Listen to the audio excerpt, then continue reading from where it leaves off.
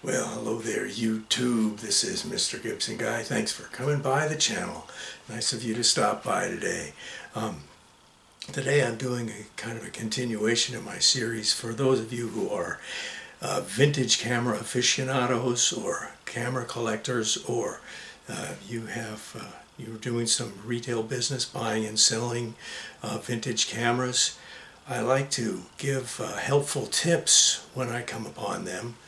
And this is one that I wouldn't be surprised. You let me know in the comments here if this hasn't happened to you. But a couple of years ago, I bought a Canon camera. The camera I bought was an A1. I still have the camera too.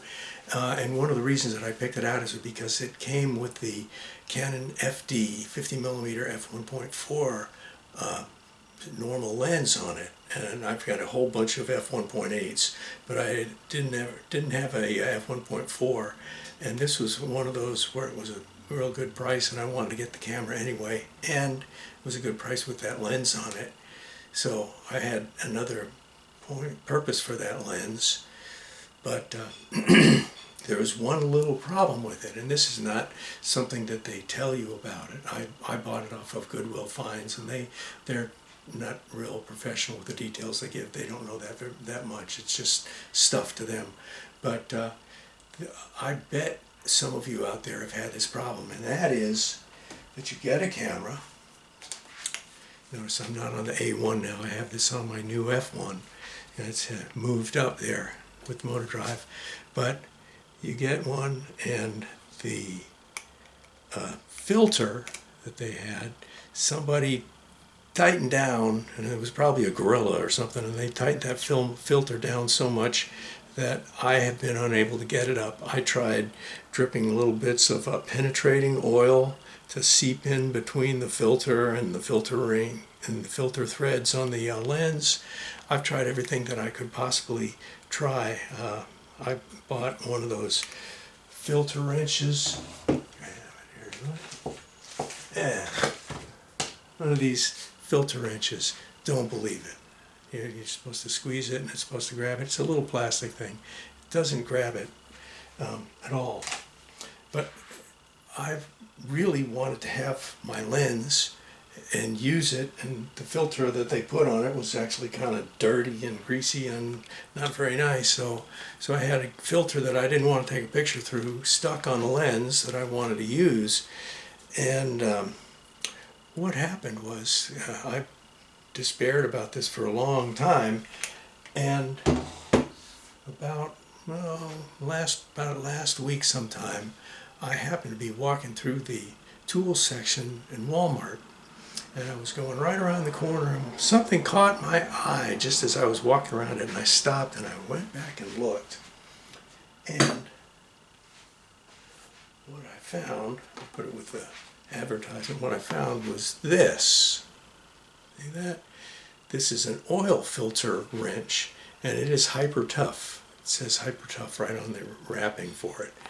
But I popped this off. I came home, and it has like teeth here, and teeth here. And it's adjustable, so it can go wider or narrower. I was using it on this narrowest one. And I had really put some English in on it, and let me point out one thing.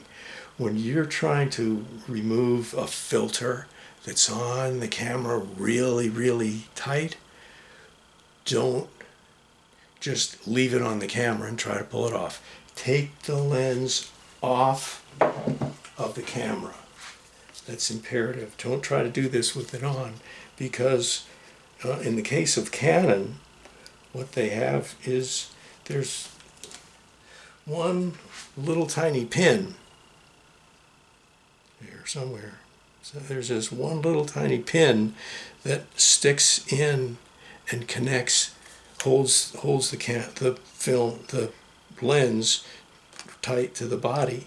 And if you go trying to twist this off, you probably will twist the whole lens and break off that piece of the lens. So don't ever do that. Always remove the lens, just no body, just the camera lens. And then there's a seam. You can see here this Kenco filter here, and I didn't really care about if I had got the filter or not. I was kind of mad. I'd rather throw it away anyway. I don't want to risk it again. But the filter goes just this far, and then you can see the lettering on there showing that that's the marks on the filter. So you just have to get the teeth just so they are gripping where the print is, where their identification is, but not onto the actual lens itself. And then it's going to be much harder than this because I already removed it, but then it'll break free. You have to put a lot of English on it, but you can break it free, and then run away. Then you got it out. There's the offending filter now removed, and here is the 50mm f1.4. So, a very helpful tool for you keeping your cameras working and fully functional. And another reason I wasn't planning on selling this one when I was buying this, and I was going to keep it because I wanted to have an f1.4, but I've gone through plenty of other cameras, and fortunately they've had stuck lenses, but I've been able to remove them so far. This is the only one that I haven't been able to, but this is an invaluable tool because I don't want to sell somebody a camera that has a filter stuck on it and they can't remove it. I would rather break the filter, carefully break the filter, not the lens itself, and remove it, which I considered many times, but I kept putting it off. And I'm glad now because I found this. And again, this is the Hyper Tough oil filter wrench, and it cost like $5.99 or something like that. It wasn't very expensive. So that's a pretty good deal. Have one of these. I've started a kind of my own personal in my room toolkit for camera tools, and this is definitely one of them. So be on the lookout if you have a problem with stuck filters. All right, I hope you found that information helpful. Maybe some people will be able to unstick a filter that's been on there. Oh, could be on there for 50 years. You never know with these old cameras. And you can finally break it free, and it can escape the bounds of the dreaded Kenco filter, and no more to be a slave to that. All right, so leave me a comment below, give me a like. Thank you for dropping by the channel. And this is Mr. Gibson Guy. I'm out of here.